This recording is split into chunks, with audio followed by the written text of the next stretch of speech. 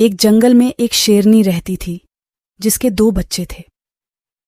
वह अपने दोनों बच्चों से बहुत प्यार करती थी।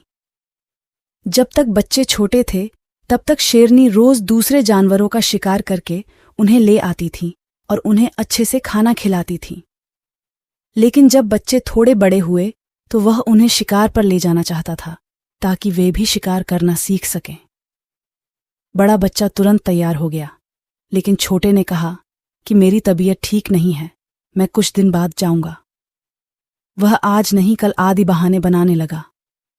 बड़ा बच्चा अपनी मां के साथ शिकार करने लगा। कुछ दिन बीत गए, लेकिन छोटा बच्चा फिर भी शिकार पर जाने को राजी नहीं हुआ। दरअसल वह बहुत आलसी था। वह सोचता था कि जब मैं बैठकर खा सकता हूं तो मेहनत क्यों करूं। बाघिन उसे बहुत समझाती कि वह शेर का बच्चा है, उसे अपना भोजन पाने के लिए संघर्ष करना पड़ेगा, अन्यथा आलस्य उसकी आदत बन जाएगी। छोटा लड़का अपनी मां की बात एक कान से सुनता और दूसरे कान से निकाल देता। समय तेजी से बीतता गया और जल्द ही शेरनी के दोनों बच्चे बड़े हो गए। बड़ा शावक बहुत फुर्तीला था। इसके विपरीत छोटा शावक धीमा और सुस्त था। वह अपनी मां और बड़े भाई के टुकड़ों पर रेंग रहा था। एक दिन जंगल में एक शिकारी आया और उसने शेरनी को गोली मार दी। बड़ा शावक शिकारी से बदला लेना चाहता था, लेकिन शिकारी जंगल में गायब हो गया था। बड़ा बच्चा अपने भाई के पास वापस आया और उससे बोला, देखो भाई, मां के बाद तुम ही मेरे हो। हमने अपनी ही कमजोरी के कारण अपनी जान गंवाई। मुझे डर है कि कहीं तुम्हारा आलस्य तुम्हें नुकसान न पहुंचा दे। इसलिए अब तुम अपना आलस्य छोड़कर मेरे साथ शिकार पर चलो। यह सुनकर छोटा शेर क्रोधित हो गया और दहाड़ कर बोला, तुम मुझसे ईर्ष्या करते हो। मेरे बारे में चिंता मत करो।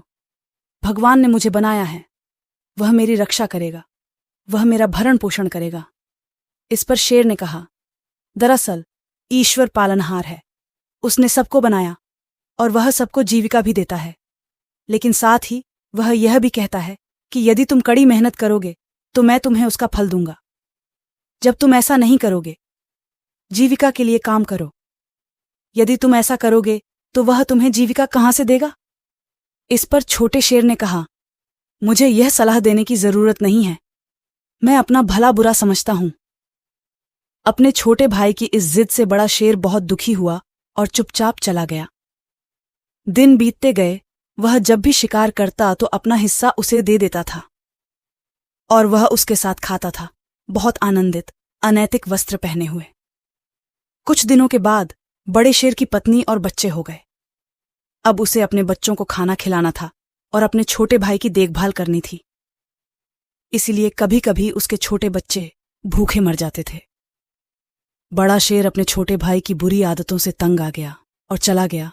उसे अपनी रक्षा स्वयं करनी होगी। अब छोटा शेर भूखा था, वह खाने से सुस्त हो गया।